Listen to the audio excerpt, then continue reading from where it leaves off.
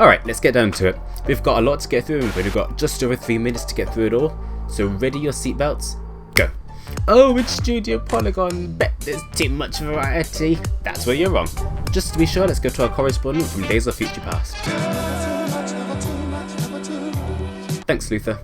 24 versions of the same vehicle, each feeling unique and each with their AI counterparts, which is something I think all DLC buses should have, by the way, so that our poor touch computers don't blow up like that bitch Carol Baskin. Oh, it's Studio Polygon. I bet there's too many set bars, and they're not going to apologise for it, so you better sit down for one hell of a ride.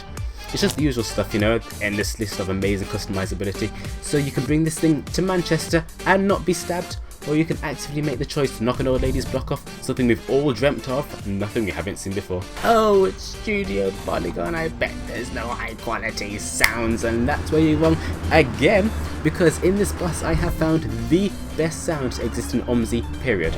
8 years of me driving OMSI have all led up to this point, to me sitting here in this bus and hearing this sound on loop.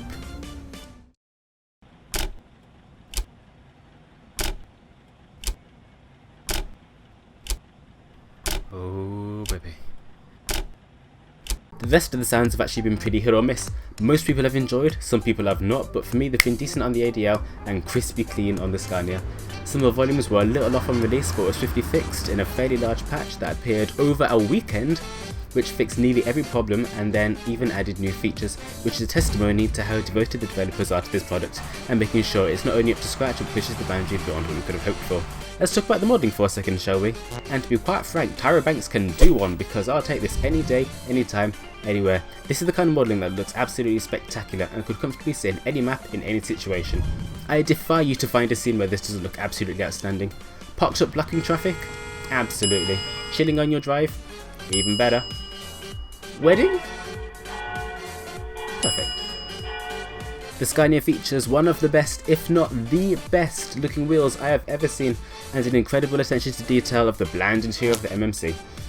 As far as I can see, the modelling is just damn near perfect, which is not a term I often throw around. By default, the vehicles don't come with logos and badges, and that's simply to avoid being hunted down by corporations suing for millions.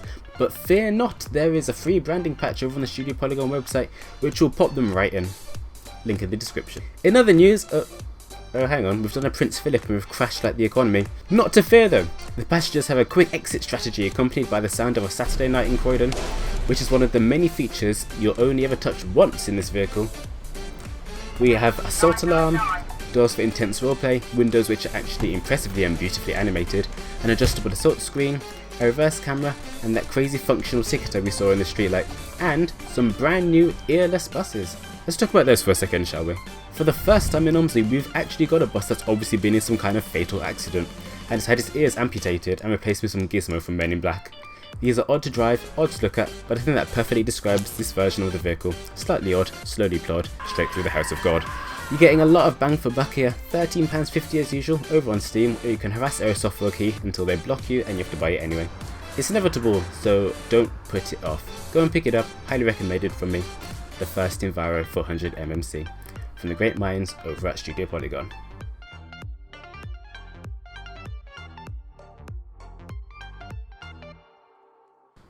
I feel like it's important that I also mention the dual door and the left and drive version, but you know,